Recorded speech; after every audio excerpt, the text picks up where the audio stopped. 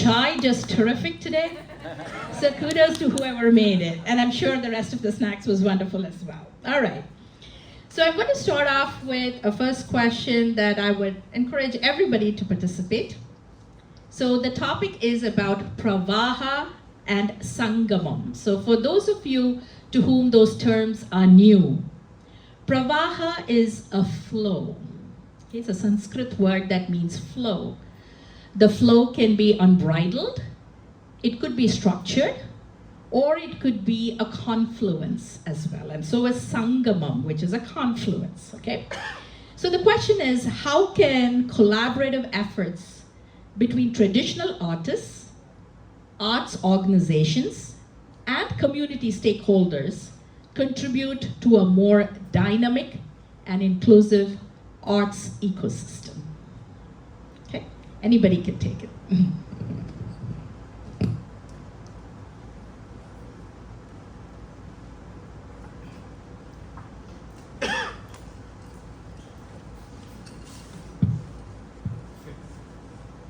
Namaskar.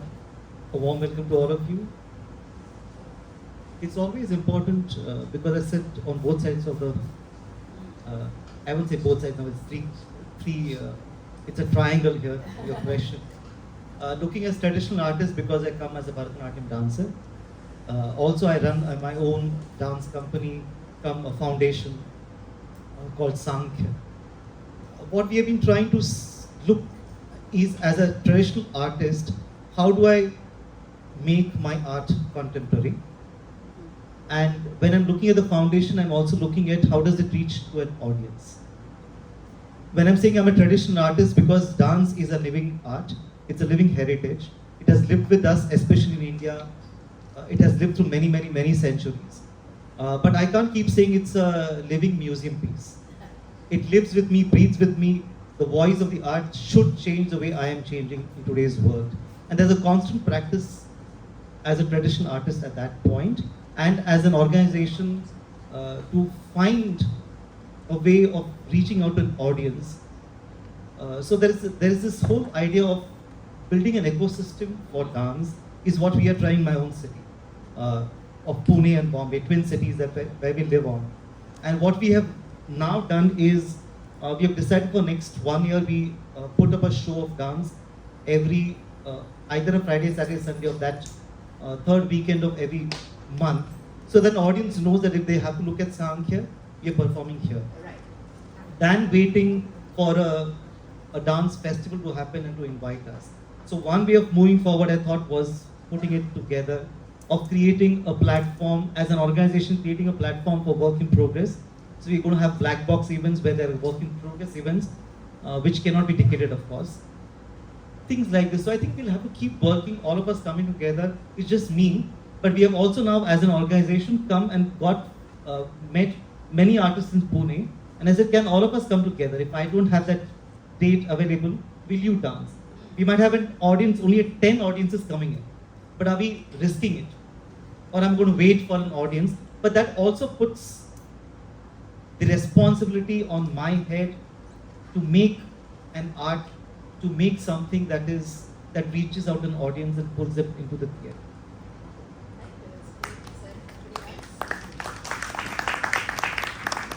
So I would add on to that, just that we are many steps behind here in this, and we definitely feel the need for such an ecosystem. I think there is a lot of distraction, so to speak, with the non-art forms. I would not name it, but They know who they are. Art forms without curriculum. Art forms without curriculum, there you go, without structure. And I think a lot of energy is just drained in that. A lot of resources, money, energy, efforts are being drained out, and a lot of sincere efforts like how Asha ji is doing, creating this environment of like-minded people. And I agree on having smaller but continuous bursts of, creative. This, just a small thing, just a black box, no ticket, just come and see, and that will keep the creativity going. So it's really nice to hear from you because it's been there in my head too, and really nice to hear that it's already something that you're doing, so we are thinking on the right track. Yeah, I'm happy to hear that, and I think it's possible. Even this is something that can happen, that we don't have to really rent out huge auditoriums to get that done. But having said that done, I should say that we have also been experimenting constantly to create work. What I'm doing here tomorrow is also part of the tradition when we are saying Pravaha, and also part of an idea where my piece comes from a non-religious, non-spiritual background. So even to build an audience, we are doing, let's say, in a show called Tagore, Voices of Tagore, which is to do with paintings of Tagore. Then there's a show which called And She Spoke. It's a dance theatre work. But the dancers are Bharatanatyam dancers, but it's not about Bharatanatyam. So that the audience is pulled in, and then I'm saying, okay, why did you see the Varanam today? Just as made you see it yesterday. How would you like to add? Hello. First of all, thank you, Leela Foundation and Asha ji for inviting me and giving us this platform to share our thoughts. As Vaibhav said, yes, we are, or as Kriti said, we are a little behind the Indian performances that go on and the time that they have over there. But I think that we are trying to catch up by providing a platform, and many of the organizations, whether it is Maharashtra Mandal or Saifa or most of our organizations are trying to create a platform for the students and the performers to perform. Asha ji is doing it. There are many senior dancers in the area who are doing it, which gives us hope that we will be there and the students will get a platform. Experimentation wise, we are trying to do that. We just did a program on Kusumagraj a few months back. It was a very challenging program, choreographing 3 poems from Kusumagraj. Recently we did a production called Thakishi Samvad, which was written by a Marathi playwright, Padma Shri Dr. Satish Arekar. And the play is not even staged in India yet. So we were blessed to get this opportunity to stage the play over here. And we had a very good response. Arekar sir was here to attend the play as well. And the choreography in that, again, such an abstract play written by Dr. Arekar, it was a very big challenge. But looking back, I think that we are trying to catch up, and hopefully going forward, we will get more collaborations between the artists and the dance schools, and hopefully we'll have more platforms and more regularity in performance. Wonderful, thank you. Do you want to add anything to that from your... Okay, how about you? I can add a little bit. Yeah. So zooming out a little bit and speaking kind of from a statewide arts perspective, in my job at the North Carolina Arts Council, I work very closely with colleagues who are maybe discipline specific or working with what is called our grassroots network of local arts councils that receive a lot of the public dollars that go to the arts. They come through us and they go out into communities through those local arts councils. And I am thinking about how you started your question with the word flow. Right. And there is a feeling kind of flow when the system is working correctly. And so we've worked really, really hard in North Carolina to build kind of an infrastructure for the arts. And that includes both having a state agency, a network of local arts councils. There are 75 of them, but they reach all 100 counties in North Carolina. We are the only state that has a system that is that comprehensive. So there's a lot to be proud of in North Carolina from that perspective. And we think about kind of our mission as a state arts council, not to just prop up organizations with grant funding or just support the individual careers of artists with grants and recognition, but to work with organizations and with artists to provide value and access to the arts for the people of North Carolina. So we try to think about that as a partnership rather than where, you know, the audience is what it's all about. And we are working together with the artists to serve you, the other half of the room that's not on camera but should be on camera, is what it's about. Thank you so much. Yeah, so I think they covered it pretty much. Disadvantage of being the last guy. That'll change. So I actually want to give a different perspective altogether, right? So it's a partnership. I think there are around 10 art forms sitting in here, just in dance, right? Just in South India dance. Just think about the word traditional art. So, and the country which has a history of more than 3,000, 4,000 years of art history. Look at how much of traditional art is there. What's a traditional art? What's a fine art? What's a classical art? What's the art with the boundaries? So the job of an organization is to provide platform for all of them and let audience choose and see what is the type of arts it is. So they have that flow of thoughts in their mind. They go home and then say, that's something that I have not seen at all. They might have gone 100 miles away from that particular place, but they would not know about it. So a job of an organization like Sci-Fi is to provide platform. And I think when you collaborate with different art forms and different organizations, you can bring in that dynamic flow of artistic ability from the audience, from the teachers, and from the students. So all in all, it's a win-win situation for both of them. Thank you. Wow, thank you so much for all those insights. I'm already thinking in my head, and Sid, who's here, maybe has sowed that thought in my head that we need a community event calendar. So I'm thinking let's expand that even further. We need an arts consortium calendar where we at least are aware from one platform what are the various programming possibilities there are, so that we are not competing for time or we don't feel heartbroken, oh, I have to miss Vishu today because I'm here, right? So we may not be able to please everybody, but if we have that global view of programming, that would be a great win. So thank you for that. The next set of questions I may aim it at one person, and maybe one or two of you can piggyback if you have anything else to say. That's how the next segment is going to roll. So Madhu, I'm going to pick you because you got to be the last guy to speak last time.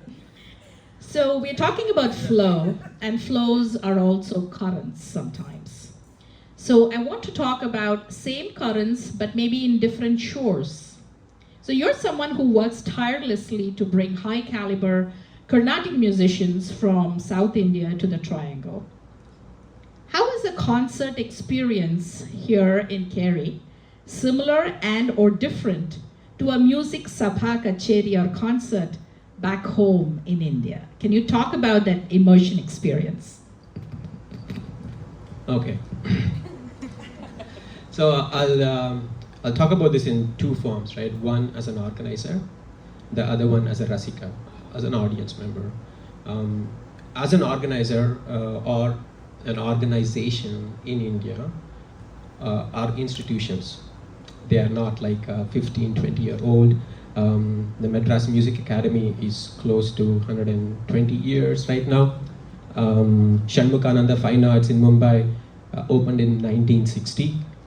Bangalore Gayana Samaja in 1972. So close to 60, 70 years of an institution which is running in, which provides a constant support to the artist and a constant platform to the artist and a constant venue for the audience to come and enjoy the music, right? So as an artist, you have that support that an organization is there which is going to look after not only you, but the art as well, which is going to promote that.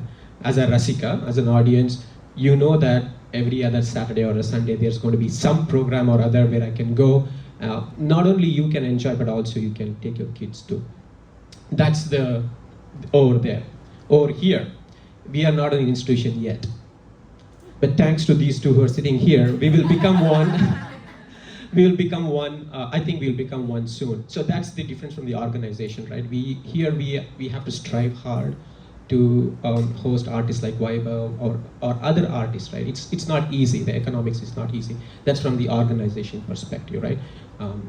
From Rasika's perspective, right? So as I already covered the India portion here, I think there's a lot more passion from kids here compared to what I hear from back there. There is, now the distraction is a lot more. The price you pay for development aren't also being progressive, right? More and more there is more and more things that you can do there. So here it's there, but I would say there's much more passion towards it.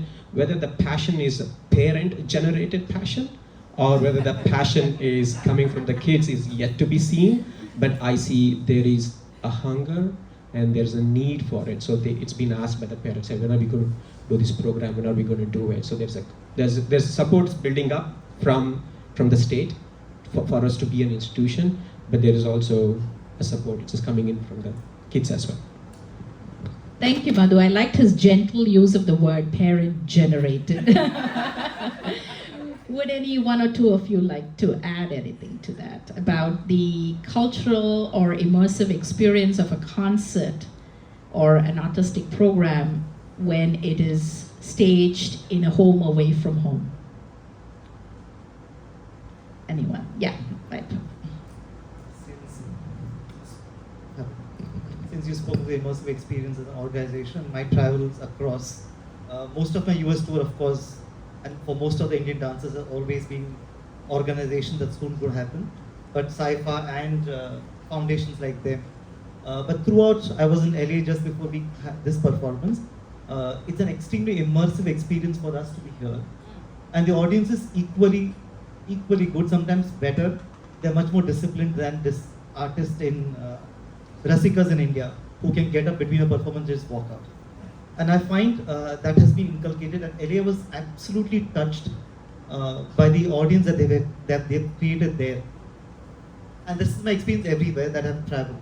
So I'm sure, though it is parent-generated, I think there is an idea of why should we tell our own stories to people. Right. And I don't mean by only Indic stories. It could be traditional stories. It could come from Japan, it could come from Spain, doesn't matter to me.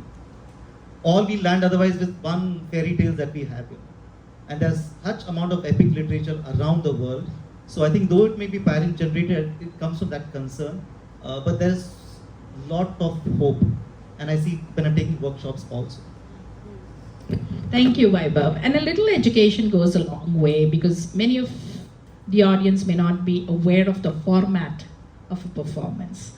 Like when the audience erupts into, claps, ovation, that can be very disruptive for a traditional classical concert here in the US, whereas it is allowed to naturally flow in a traditional Indian concert. Or the other way around, when there is a segment called Tani Avartanam, which is where the percussion gets center stage. People just stand up and use the restroom at that time, or go to get a smoke. And I have started to announce that in the Saifa concerts, please do not get up from your seat during the Tani Avartanam or the percussion interlude. Please do that between two events. So probably it's just not knowing the format. So thank you for that. Yeah. I'll just take a moment to acknowledge the amazing work that all the teachers are doing here to cultivate that into their students. We are here, we are at ground zero basically, home away from home like you said, but then that also gives us the opportunity to, cultivate that culture and just have an educated audience for the art form. I think that's so important. Like they say, children pay more attention to what we do than what we say.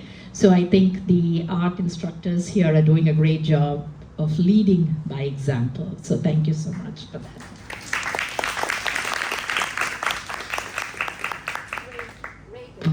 The next question is designed for you. How do you perceive the current landscape of the art world, and what is one of the most significant shifts or changes that you've observed in the recent years? Could you speak to any one prominent change? Sure thing. Can you? Yes, is it- How is the audio? Can y'all hear us okay? All right. Great. Thank you for inviting me. First, you said one, but there are actually two. The first is the nature of collaboration, and the second is art in unusual spaces. So in collaboration, sometimes it's collaboration between the same art form. Yeah. Yeah. Sometimes it's collaborations between art forms, whether spoken word and music, or maybe traditional Indian dance and classical choral music, for example, or something like that. And then sometimes it's with communities. We supported a muralist going into a small town here in Wake County, and that muralist, rather than just going in and painting something on the side of a municipal building, took the time to dive in and really get to know what the community stood for and what was important to them, so that by the time that mural ended up on the side of the building, everybody who lived there felt a sense of pride and connection and were inspired by it. So to me, that is a very important part of collaboration, and I feel like it's happening more and more around. Also, art in surprising places. I feel like you go to a park and all of a sudden an opera company is singing, which is very unusual, Weird sometimes. kind of strange. The North Carolina Museum of Art, I've seen two modern dance things there recently. They had the new musical swings that are interactive. They hired a modern dance company to come and bring them to life on its opening weekend. And people got to experience that when they did not know that that's what they were in for that day. And then also, I love, there's a story of an artist going into a local elementary school, and you know the picket fences with each piece of wood. Each student got to paint their face on a picket, and then that fence got installed around the playground. So then every time the students went outside, they know that they created it, they belong there, this is their space, and it's a sense of pride. So I think that the collaboration and all of its different venues, avenues, and then also showing, sometimes people are scared to go to traditional arts spaces. And so sometimes bringing it to them opens the door and makes them curious and says, well, where else can I learn about that? Could I take a class in that? If I'm an adult, am I allowed to take a class? Yes. So, Yeah. Anybody else wants to? I'm just going to add, we had gone to a museum in Virginia, and where you said unexpected things you've seen. And we were just walking around, and there was a small room full of miniature paintings of all the rags and raginis, with explanation about each rag and a couple of verses about each rag. And like mad, I took pictures of each single miniature painting that was there on the wall. But it was so unexpected, and I was just thrilled to see something like that in an art museum in Virginia.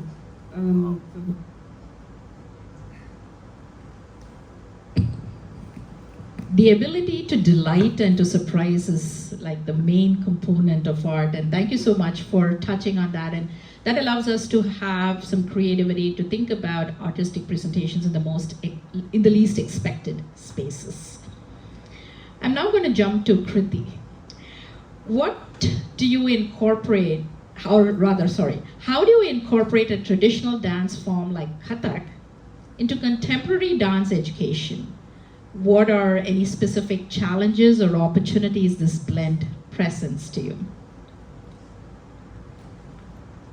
Actually, of all the traditional dance forms, Kathak allows for the most contemporary collaboration and work. And musically, costume-wise, movement-wise, it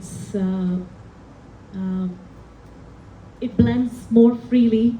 It's least stylized, and hence it blends more freely. So that's an opportunity for me as a Kathak artist to, think of contemporary ideas. That said, I'm primarily an educator, and I really want to teach them first the very, very traditional way, so that they know what they are experimenting with and what they are, playing with. But that said, we do try to sometimes steer away from the religious aspect of the dance, which is inherent. We cannot really take it away, but sometimes just taking themes like the weather, you know. So I'll make them dance on Let It Snow for the winter. So that way, you know, it's something that the children who grow up here can relate to, and it appeals to them. And then sometimes if I'm teaching them Naikas, they're like, I would never do that. How can she do that? You know, so then we'll talk about also, okay, let's do it in current times, current circumstances. How would you react? And so there, it opens up more discussions. And what was your question? Yeah, so yes, that's the blend we are looking for. Yeah, so the question was, how do you teach traditional art forms and still be contemporary, and what are some challenges and opportunities? I think you answered that really well, and Vaibhav also touched upon not everything has to be an Indic theme, but it can be different. And Vaibhav, could you give us like a 30-second overview of something you've done with the rivers and the seasons? Also, you had a production that many may not know. I'm going to speak of seasons any later. It's just that when we look at seasons, we always look at seasons outside. It's now spring and it's winter. I was sitting in one day, I said, what happens if these seasons are within me? Can I have an emotional landscape painted for these seasons? And so the both seasons happen. But just to add a bit within 30 seconds, that we have to also, as classical dancers let us say traditional artists, look at the pedagogy that is important for arts. What we are teaching is what has been taught to us and what was framed 100 years back. And we have not upgraded, not reviewed it for quite some years. And it's, I think, an urgent need for all classical dancers to come together and look at the pedagogy, especially when we teach the same form to young dancers. Thank you so much. Zoe, you are a folklorist that has an academic interest in traditional beliefs, stories, songs, dances, and cultural expressions of a particular community or culture. What do you think are some of the common themes that flow across different folklores, so we can understand that better? I am a graduate of UNC Chapel Hill's Folklore Master's Program, which is a thing you can do. And I had the hardest time when I was in graduate school narrowing down what I would do for a thesis. I could not choose a topic. And that was because I hadn't come into the field of folklore with a very specific interest. I didn't say, oh, I want to study this genre or this community or this particular folk way.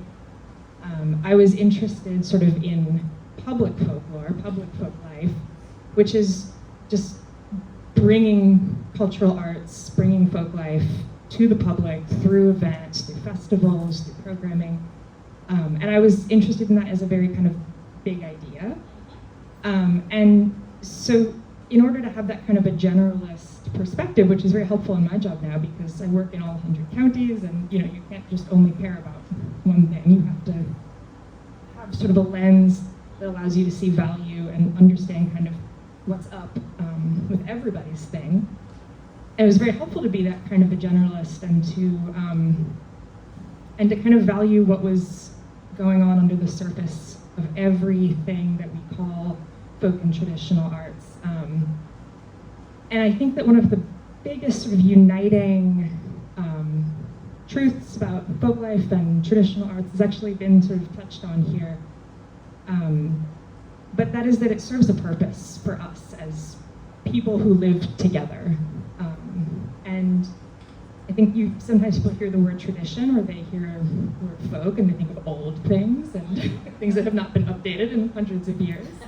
I've had colleagues say, oh, this is Zoe, she's our folk life director. She deals with the old art. And I firmly believe that folk life is an emerging thing. It's very now oriented. It's very in the moment because it's how we live together. It's what we do in our everyday lives. And I use the word folk life sometimes to describe that very kind of emergent contemporary experience of having everyday grassroots cultural life. But then at a certain point, those things that we do, they start to kind of accumulate meaning, and we want to repeat them. They become used and reused, ideas, stories, beliefs, techniques, agricultural practices. We start to notice patterns, and we want to hang on to them. And then we want to teach that to the next generation. And that's kind of where tradition forms. And it's that moment when there is a next generation, and you start to see value in the way that you made creative life, the way you had fun when you got together with people, that started to actually sort of point to really big, important ideas about what it is to live well and how to live well together. And then we start to kind of formalize those ideas into traditions and pass them on to young people. And sometimes, when you're in your 20s, before you started a family, it's kind of whatever, like you're off in the world doing your thing and you're getting your job. And then maybe you have kids and you think, oh my gosh, I actually really want to make sure that they grow up with that thing that I remember. Or you retire and suddenly you have so much time on your hands and you start to think, how do I think about life and what this was all about and what was the point and how do I, stay together with my family and my community?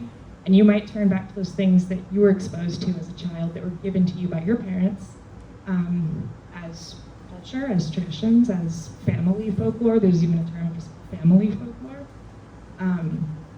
So I think that's what is underneath all of it, is sort of lessons about how we live together, how to make life interesting and beautiful, and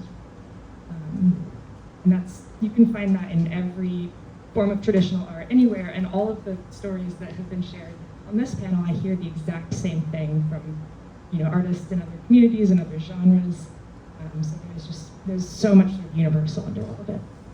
Thank you so much. So tradition. By traditional, it does not necessarily have to be intimidating, and by folklorish, it does not have to be old. We need to look for that shared purpose and find delight in both tradition and folklore. So now I'm going to move to Ramaa. I'm going to jump the questions a little bit. When Pravaha or the flow changes course, that is what we're going to talk about. So many of the folks I'm seeing here in the audience, they grew up in India and they've trained in some sort of a traditional art form. After coming to the US, several other priorities put the passion for dance or music in the back burner for several of you. Some of their children now learn dance or music. So how can folks in their 30s, 40s, or even above rekindle their passion for dance or art in this changing canvas of generations? So art, basically, I think it is always present in every person, a God's creation. And you see it everywhere, not just on stage or in when you're performing. You can see it in a rangoli drawn outside your house. You can see it in a flower arrangement somewhere. You can see it in the way the kitchen is kept. You can see it in your garden. So it is there. You just need that little light, little strike of the match to light it. And we have always seen artists go away from dance and come back to it. It may be an injury, it may be childbirth, it may be education, it may be some family crisis. So, and I think it is okay. When you come back to it, you are older, wiser. So if you know why you are coming back to it, if you have a goal and you accept your physical limitations and your worldly responsibilities when you come back to it, then I think it's okay to come back and to re-pursue it. The only, at least according to me, I think you have to be very honest, very true, very sincere, and very regular when you decide to come back. And you can go back and come back and then go back and come back. But that passion is there. Also, it changes. It has changed over the years. The technology has changed. The art form has changed. The craft has changed. If we say that the art is within me or within us, and then the craft is something that's technique, that's knowledge, that's science, all of it has changed. The way I think has changed. I don't think like my grandmother did, nor do I think like Achan Maharajji or Lachu Maharajji or Shambhu Maharajji. Since I'm a Kathak dancer, I'm taking examples from that field. I think differently. I present differently. Same thing with the craft. The technique has changed. The technology is there.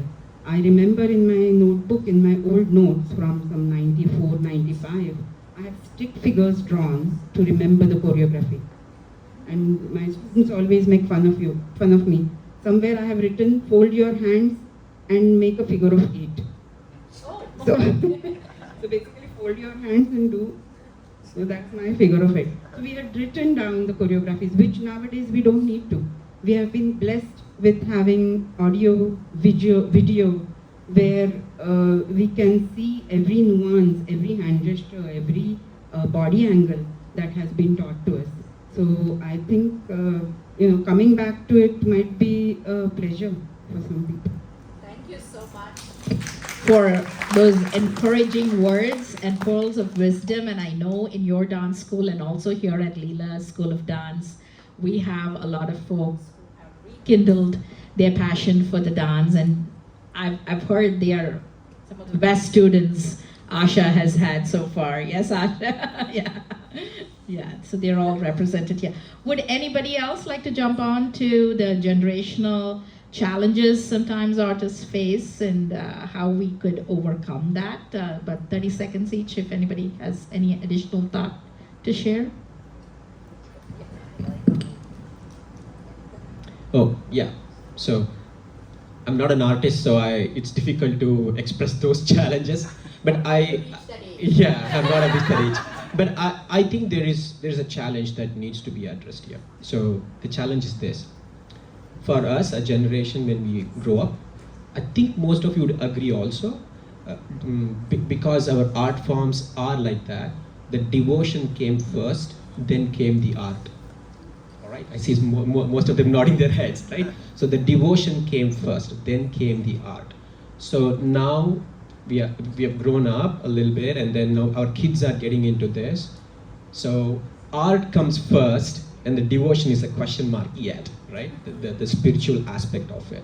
While growing up, we have seen the Mahabharata or Ramayana and everything. When Draupadi is in a difficulty, we know that Krishna would come and think, we can feel the difficulty. So when the dancer is performing that, you can feel that it's happening. Here, when you try to express them, okay, Draupadi is feeling difficulty, the Krishna is going to come in. So there is something, I don't know what the difficulty is, but come on, show the difficulty.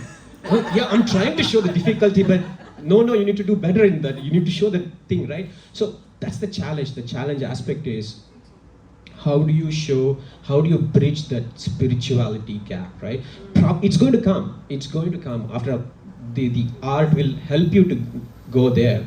But I think from a generation point of view, from my point of view, when I'm trying my son or my daughter or whoever is singing, show the feelings, sing with the bhava. The word bhava is the most difficult word, but they get all the nuances of the notes, right? They sing any raga, mohana, as though it's beautifully sung. But at the end, it was really nice, but I wish it would have a little bit more bhava in it. Like, what is that, right? I think that's the challenge. I feel that's the most difficult challenge, and I think that's the challenge that as teachers, as parents, and as kids, that we have to break through that, right? Once you do that, I feel pretty much everything is solved by itself, because ultimately you are going through that goal. Yeah, that's.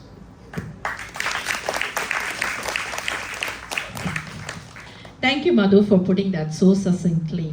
So art education need not necessarily be only for performing the arts. It's also for experiencing it or being a rasika or part of the audience.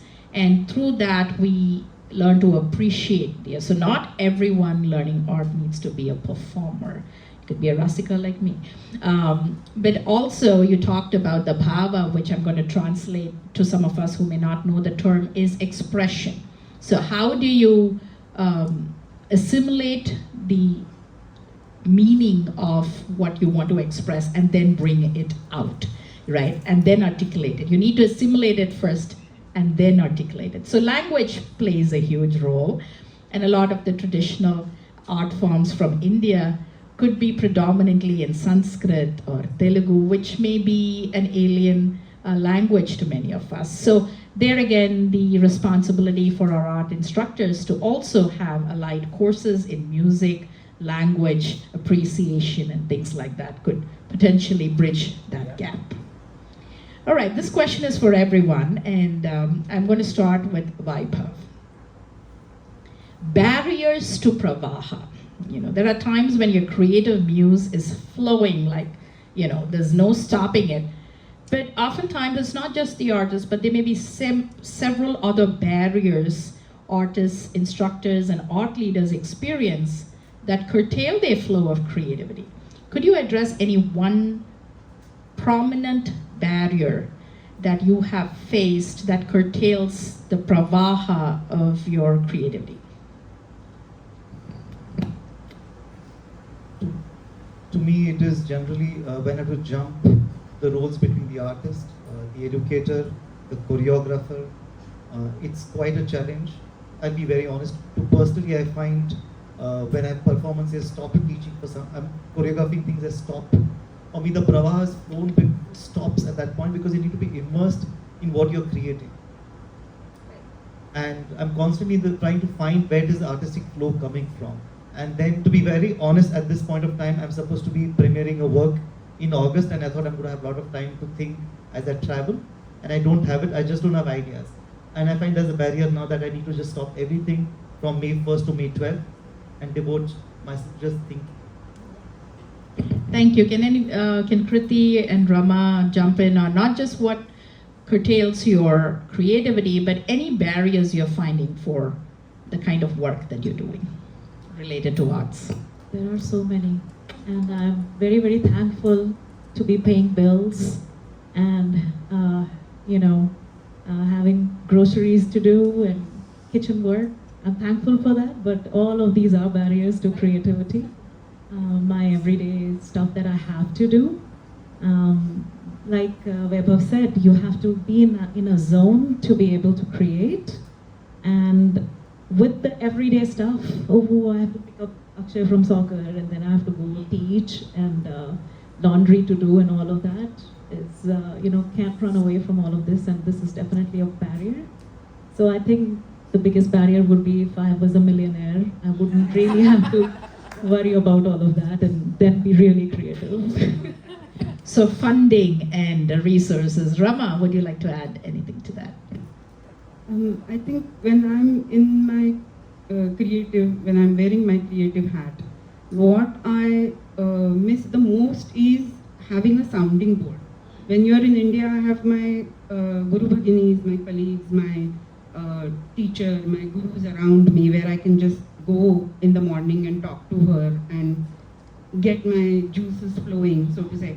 Out here, I have to kind of find my own space, sit in it, figure out what it is that I want to do. So I think that sounding board or that interaction between the artist is what I miss the most when I'm wearing that.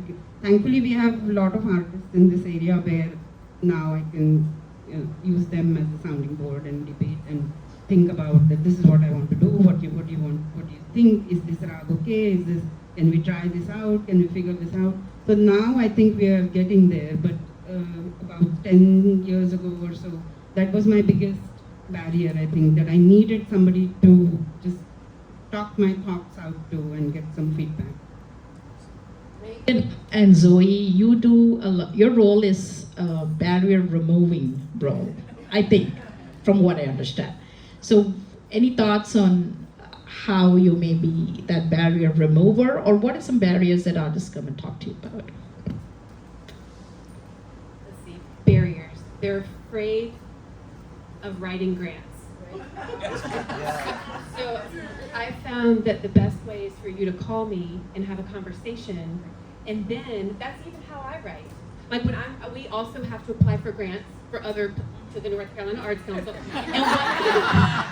and one of the things I do is I have a conversation with myself, because I find that some of us, maybe you are more comfortable talking to a person. Because when you nod, I'm like, okay, good, my point's getting across. Okay, this is great. And then I can say it, and then I can write it. So that's a barrier that some people have. So don't, I spend a lot of my time trying to demystify the grant writing process.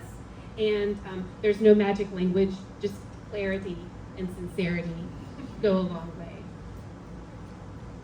Zoe? I'll second that. There is no magic language. It's just clarity.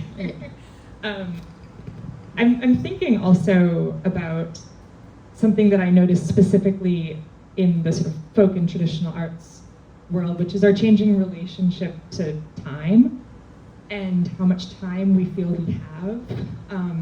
And a lot of the traditional art forms that North Carolina strongly identifies with, but also that many of the more recent communities to come to North Carolina have brought, come from ways of life with a different relationship to time.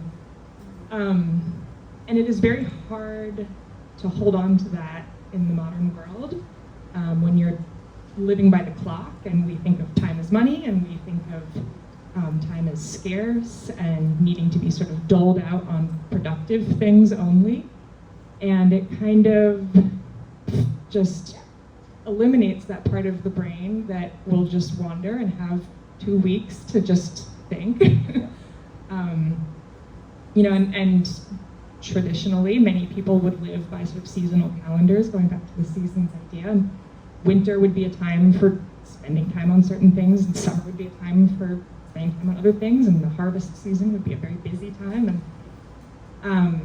And in all of that kind of differentiation of time, there would be these moments where maybe people were just killing time together or having to come up with things to entertain themselves when they're doing the dishes or when they're doing the laundry. And a lot of folk songs and a lot of traditional arts come out of those moments of labor in just sort of doing everyday life. But you have to sort of have, like, I think in this day and age, I noticed this in myself, you have to allow yourself to think of that time as more sort of open and expansive and creative, and think, what if I did make up a song while I'm mowing the lawn? Here's the way we mow the lawn, mow the lawn, mow the lawn. Exactly. I mean, if you ever heard sort of work songs that are done in the rhythm that the work would be done in, and so I think sort of busyness, but also convenience, kind of kill that creativity as well. Because you don't have to do it, and you don't have to come up with something to entertain yourself while you do it. It just, you push a button and the machine does it, or it's just delivered to you on your phone, and you're a passive consumer, and you don't have to be an active maker of your own entertainment. Thank you so much. And Madhu, I would love to hear your thoughts as someone who's also not creating barriers, but trying to remove barriers. Thank you. So I want to talk about 2 barriers, and I have 2 solutions as well. All right. First barrier is it's the same thing what Pink Floyd said, what ABBA said. Money, money, money. So that's a barrier. It's an economic barrier. The society has to be affluent to support art. It's period. It's without that, it's not possible. Without the overall economic support from the society. When I say society, it's everybody, right? We all have to do our part to support that. Without that, it's not be there, right? So with that, all of you, write to your councilman, write to your assemblyman, write to your representative to fund these guys, right? Tell them that art is important. Yeah. Tell them art is important. Tell them that they are helping us. The Arts Council is helping us in terms of bringing the thing. So please do fund them so that if it trickles down, right, it'll help everybody. It may not help Saifa to some time, but it may help Leela, or it may help somebody else. Or we work as a collaborative, so together art will be the winner, right, in this case. So one barrier, one solution. The second barrier, this is a slightly offset way of saying, classical music find a barrier by itself, right? So there is a barrier within yourself. You put a fence around it, saying that you have to do it in this way. You cannot do it that way. So I feel probably we all have to adhere towards it, but while growing up for kids, we as parents and only parents, teachers can do this, but only parents, maybe less judging. It's okay for them to break those barriers, but they'll come back to it because it's designed so beautifully that you will be within it. So whenever you have that thing, the solution is this. So you always say this, right? Think inwards. So probably classical music, traditional arts is thinking inward. There's so much thinking to do. There's so much soul searching to do. So you'll never break the barrier. So that's another solution. So, all right. I'm so happy we are talking to this esteemed panel here, because we heard about funding, and I want to now focus on the segment of the population that is not so blessed as economically as many of us, and want to look at ways in which we can promote diversity, equity, and inclusion in the arts, and primarily provide the funding for that. I also want us to think in terms of neurodivergent communities and how artistic expression can be a way to communicate to the neurodivergent community. So if each of you can please share maybe 30 seconds of a thought to bring more diversity, equity, and inclusion to the artistic community, and what we can do to the neurodivergent community. And no particular order, but I'm just gonna hand the mic to it. All right, number one, if you say you're equal opportunity employer, equal opportunity performer, equal opportunity platform giver, do so.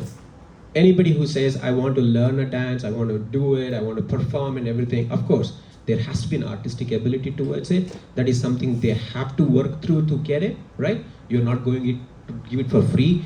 So as a part of North Carolina Artistic Society, you are supposed to fulfill that particular part of your in your constitution. So you have to do so. It is actually underlined, right?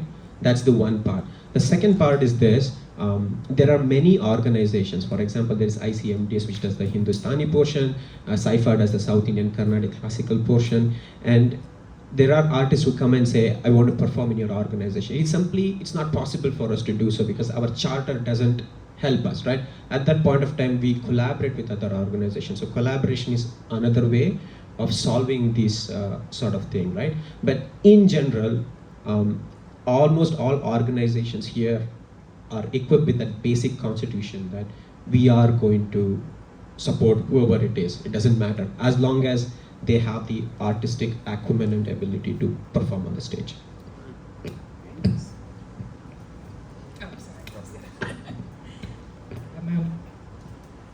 Yeah, I think the number one thing that I would say is relationships. And when somebody does not come through the door or take advantage of your program or your service or your grant, you need good relationships in order to follow that question of why. You know, what was the barrier? What happened? Why did I talk to this person on the phone and they wanted to apply for this grant? We had this whole conversation and then it never happened. Or why did I do all this outreach in this community to say, come to my event, we would love to have you, and then nobody showed up. And it's hard to know why. It's hard to know what kind of maybe just emotional reason or logistical reason or accessibility reason was the thing that got in the way. And it's hard to honestly find that out unless there's a real sort of relationship of trust underneath.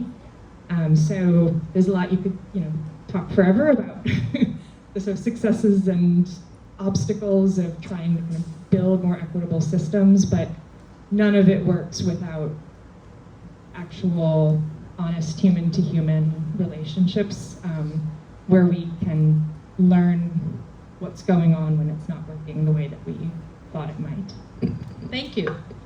Regan? Sure. So I think that I kind of come at this from a wide arts perspective, that knowing that there's room in the arts for avocational and professional artists, that making sure that the environment is welcoming, that anybody, wherever they are, has an entry into your space, your work. At United Arts, we have a whole, not just kids who are neurodivergent, but all kinds of disabilities, where we go directly into their classrooms and schools, because that's where they feel safe, and their teachers know exactly what kinds of supports they may need, and then we have teaching artists who come in and do hands-on stuff. So they're not just sitting and watching, they get to experience, and we have artists who are experienced in meeting people where they are, and I think that is a great thing that many artists, it comes naturally to many artists. If someone walks in the room, you can assess, you can be like, okay, you're gonna be jumping for the next hour. You get to sit for half that time. People, you can assess where people are, and I think that's the strength of the arts, and that's what we have going for us. Wonderful, and it's totally okay to draw or color outside the lines. Yeah, so we don't want to intimidate the child with those rules. Yes, Rama. I think that consistent effort is what is needed, because when you approach 10 different avenues, out of that 5 don't work out, 3s are maybes, and then 2 they look positive, and maybe 1 will turn into something good. So I think just trying and consistently going out there, being there, doing it again and again, I think that does matter. Consistency, regularity, and being at it without being down because you didn't get it this time. There's always next time. So that positive attitude and consistency, I think, goes a long way in these things. Thanks, Rama. And Kriti, would you like to add to that? So I definitely agree that consistent effort is going to be helpful. I think to include, we also need to reach out to the youth, ask them what interests them, maybe simplify the themes sometimes and make it more interesting, explain it so that they get it, and that way that culture sets in, and then they develop the taste to appreciate the real cerebral stuff as well. Why would you like to add? The last one. But yeah, 2 things now. There are many things that I can speak about in this context. But as an artist, I'm constantly searching for how do I make my art relevant. And there's constant relevance at every level, whether I'm teaching dance, whether I'm becoming a choreographer when I'm dancing it. Because if it is not relevant to me and my body, it is not going to be relevant to my dancers. So is it relevant when I'm telling a story? I can drop stories which I feel are not relevant. I can pick up stories from the folklore. Also, as an organizer, what we did this time, we do an yearly festival called Sidhu. And I don't know why, but we were at the conference when I saw this too. It was conference about transcend dance. And I was wondering, what is art and what am I saying? For me as an artist, I agree, and when I'm talking, that there's a search for excellence, and that has to be there for an audience to come in. But suddenly I was thrown out, and this time we included a transgender group, an artist, dancer, not artist, but people who are from Parkinson's and who are learning dance as part of the main festival. So after a full-length performance and before another artist came in, we had these performances, and people were moved and they were crying. And I thought, yeah, it was important for them to see that dance can transcend. So beautifully put.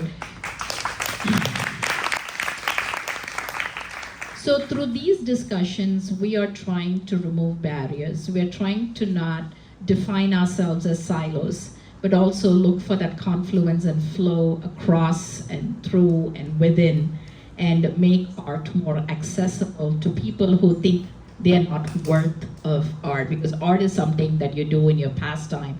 It's after you've finished your homework sometimes, which leads me to the next topic that's very popular in the triangle area, STEM education, right? By STEM, we are talking about science, technology, engineering, and math. and how pressure cooked a lot of children are when they are in that STEM arena. So the new way of thought is to introduce STEAM. So STEAM is science, technology, arts, math. I know I can't spell. Science, technology, engineering, arts, and math, right? So to have a room for art in their life. So I want to share a quick story. And this was the A-line drummers from Goldsboro. Have you heard of them, Ragen or Zoe? Okay. So I'm part of Wake County DEI Council, and we had a Black Awareness program. And right after that, we had a bunch of youngsters surprise us with this phenomenal drumline. And they got to share their stories. They were 12, 14, 15 at-risk youth dealing with drugs, sometimes violence in the homes, no funding for education. It so happened that one of the families lost a child to drug violence. And one of the fathers started this drum line where he told the kids they could pick up the drums, cymbals, whatever, and he would train them. And these kids were just phenomenal. They're from Goldsboro, they go tour and give performances everywhere, and I'm working with them to have them, you know, perhaps collaborate with us when we have the Master Artist program with Warli Art, to have them here. But they were phenomenal with art. For a lot of them, they would have thought art is something I do in my pastime, or who's going to appreciate my art? And now they say, I don't have thoughts of suicide. I don't have thoughts of violence because I just take up to the drums and cymbals. And that's what I want for every child in the world, to have a place for art in their lives.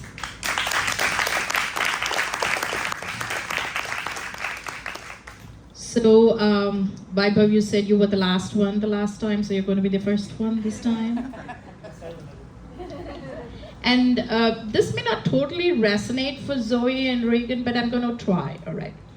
So, cinematic music, you may have heard it as Bollywood, but there's a lot more than Bollywood in Indian cinema. Cinematic music and dance is extremely popular in India. The treatment of romantic love, ShringAra, is quite different in traditional dance and in popular movies lately. The latter is often raunchy, filled with innuendo, set to catchy music. Not all of them, but some of them.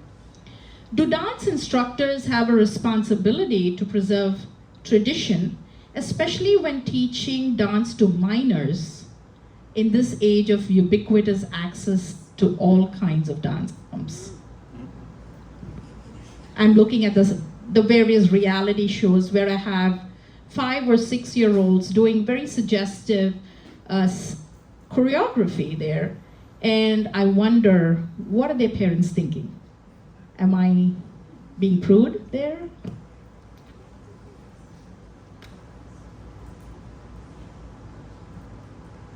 It's difficult, but to be honest, yes, I think we should be thinking, what are we giving them?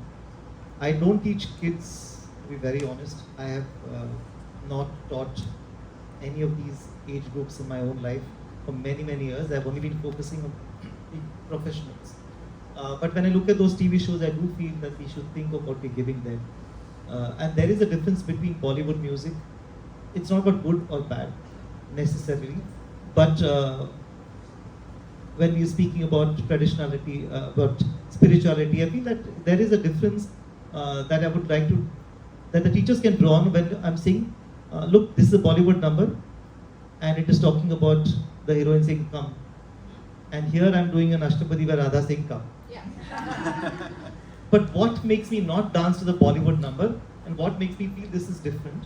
And I feel, but it's a very nuanced thing which slowly happen. They are bombarded with television around them, it's so difficult to take them out of it. So by trying to negate and saying this is not good, it's not good again. Plus, our materialistic life has changed, and the aspiration of the parents to have fame and money through the kid is making them do all that. They don't know what lies. One kid probably gets the prize, right, and the others who are, and that happens to actors also. It's not just them. We just see fame and money as everything. I think also stems from that. but something that we should think about.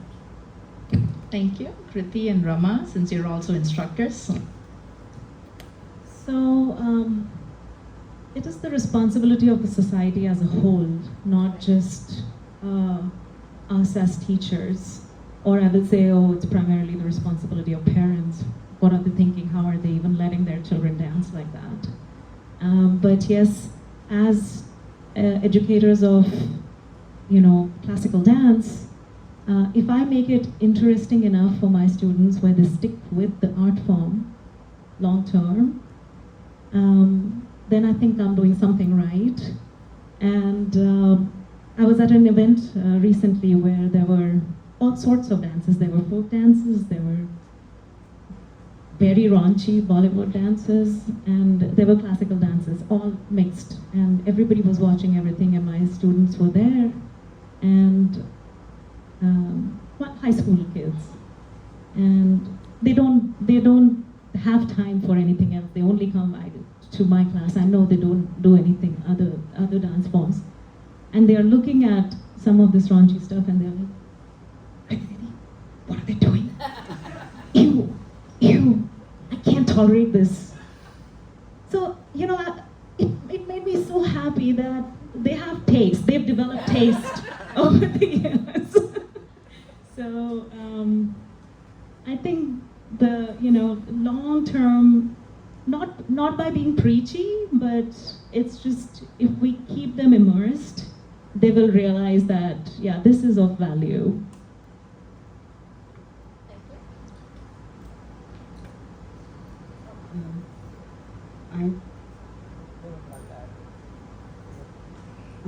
I agree with Kriti that it is a responsibility of the whole society. They are in class for 1.5 hours once a week. I have had, before teaching some Radha Krishna Gata Bhav, and when I asked the kids that, do you know Radha Krishna? And about 30% of the class said that no.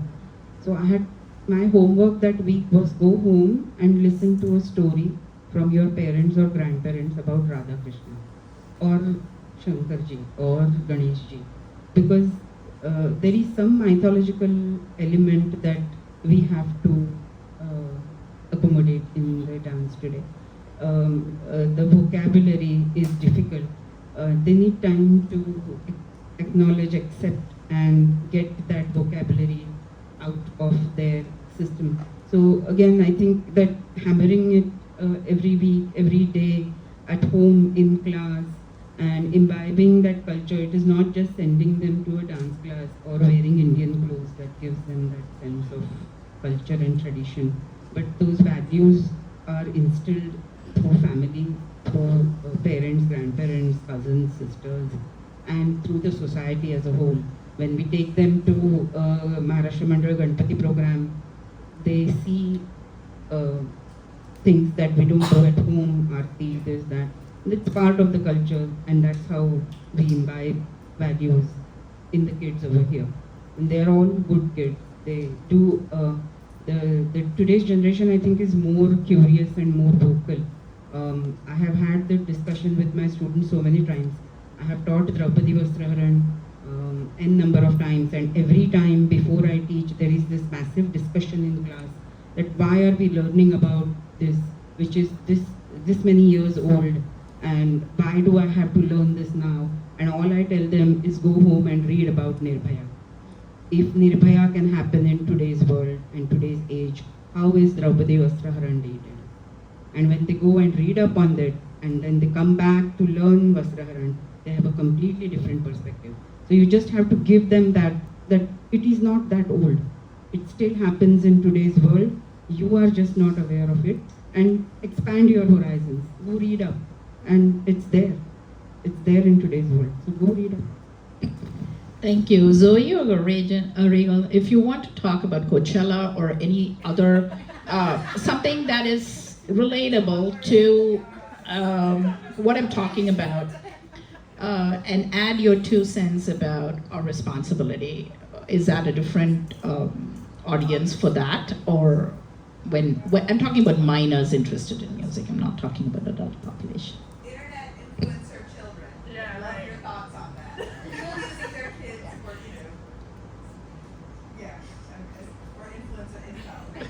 disagree. Don't. All I can, exactly what Ramaa just said, like, I think back to, I have a background in modern dance, and growing up, it was the combination of my grandparents, my parents, and my instructors that I don't know that I had taste, but I was like, no, that's not for me. Like, that's not appropriate for me. But so I think you're right, it's society, it's community coming together, and not necessarily having a unified voice, but more different people that you respect telling you the same story from their perspective does have a positive effect, I think, on students. Did you want to talk? Yeah, no, this is a word of caution for tomorrow because this topic has come back. I'm dancing in Ashtapadi, where many people come back and tell me that this you should put a 14 plus board before you dance as Ashtapadi. It's a love lyric from a text. Even yesterday Asha asked me whether this should be shown to your audience or no. I'm not the word of It's caution, a treatment. but, It's a the way you treatment. treat it, yeah, it is important. Hubby also as artists, it's highly erotic, but where is the line that you draw when you're also portraying it is important. So if you look at traditional Bharatanatyam, Javalis are very erotic in their treatment in the literature, and you present it, but again with some sort of an aesthetic approach to it. So it's sensual but not sexually explicit. Did either of you want to add something? Yeah, this conversation's outside of the context of the original question, but it is resonating because a big part of my job is supporting a network of community traditional arts programs that we fund from the State Arts Council, where we are, helping traditional artists in communities reach young people and pass on a traditional art form of that community. And this conversation is just sort of making me smile because it's reminding me of how messy art is. And so many of the traditional art forms that we now sort of classify as these very official, well-regarded, respectable, sort of North Carolina traditional folk life, especially in music, are quite filthy, actually, when you start listening to the lyrics.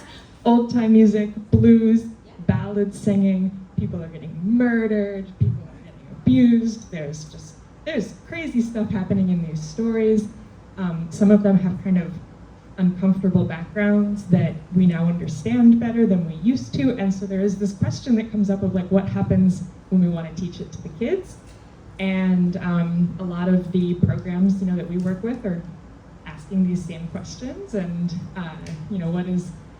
what do we keep? What do we change? What do we throw away? What do we allow in? How much sort of modern culture and pop culture comes in order to make it accessible, but then also what's going too far. And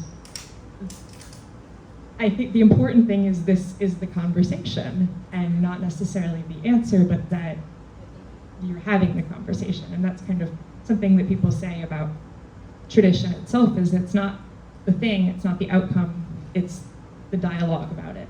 And it's how we're sort of wrestling with like, what do we keep, what do we get rid of, what comes in, what can't come in. And that's the process of thinking about who we are, what are our values. And sometimes, folk life and traditional arts, folk songs in particular, help us convey our values, and sometimes they're very scandalous to our values. And fiddle music used to be not okay. and now we give awards to fiddlers. So it changes, yeah. Thank you, Madhu. All right, I have a perspective again on this one. There is economic incentive for certain art types. Certain art types get more economic incentive. It plays to a human psyche. Why certain art types are more erotic or whatever it is, right? It's just there is a consumer for that. I think we should not. Mike doesn't agree with my answers. So I feel that keeping true to this discussion, Pravaha, right? Pravaha sometimes flows in one direction, sometimes it flows in another direction. That's the direction it has flown through those art forms, right? I don't think we can either take away those art forms, crush them, move them around. I don't think you can do it. It's not possible to do it. That's the nature of life. It has taken through to that course, right? I feel how we need to think about this is today's students are tomorrow's teachers. So train as many students as possible through the traditional art forms, folk art forms, classical art forms, and then 20 years from now, there will be many more teachers than there are today. And what that will do is that will basically fill the vacuum. Today there's a void, and that's why those art forms are there, right? And eventually you're going to fill the that particular void with many with many teachers who are today's students, and then I feel that people get more educated, they'll have more options to do so. When you don't have an option, you have those forms, right? You go and ask them, why do you do this? The most simple answer they would do is, that's what I learned, I enjoy it. So if somebody is enjoying what they're doing, why would they stop what they're doing? It may be not good for your eyes, but it's okay for their eyes, right? They might say what you do is not something I like. I don't think we can change it. Probably we educate our own set of people when they grow up, give more options to the future generation, and then when we do it, we fill that particular void, and those things will go away. Yeah. Thank you. I think this was my most favorite question in the panel. So our responsibility is not to paint a rosy picture of life, but to portray it as art and stress that it is not okay to disrespect, stress that it's not okay to not give another person the psychological safety to live and respect human beings. That could be our takeaway message. All right, somebody said internet, and that's going to fuel the next question. Reels, posts, blogs, tweets, retweets. Does the artistic community experience social media fatigue from having to constantly engage the audience in the digital world? Do they experience any fear of missing out if they are not doing that? And does this curtail their artistic creativity? So talk a little bit about how you engage social media in the arts. And I'm going to start with Vaibhav first. Yeah, it does give you fatigue, but I must say there are a lot of advantages I've had. I've been selling tickets without putting my advertisement in newspapers. I've got a better following of people who sincerely come and watch my performances. Of course, there are times when people come and meet me and say, wow, we love your work. I said, oh, where did you see me? On Insta, they say. Insta. 30 seconds, they see my art and they feel they know me as an artist. That may be the downfall, but to be very honest, there are artists, there are people who are engaging with social media, watching what we are doing. It depends on what am I giving out there. So when I'm thinking of what, it fatigues me, of course, I will constantly keep doing it. But that is the price that I pay at some point. When I become a millionaire, of course, I'll appoint somebody there and say, okay, this is had to be handled by you. I don't have to become a millionaire for that. It's quite affordable. But there is an interesting engagement that is happening, that is being there, but it consumes a lot of time and energy. It does. Thank you, Vaibhav. And does anybody else like to talk about social media fatigue or fear of missing out, if you wish? All your questions is yes. Yes. He said, basically he said everything, but for sure. All right, now I want to open up the floor to audience questions. We will have about 15 to 20 minutes of audience discussions and then wrap it up with a final thought from all our panelists. So before I open it up to the audience, let's give it up one more to our wonderful panelists.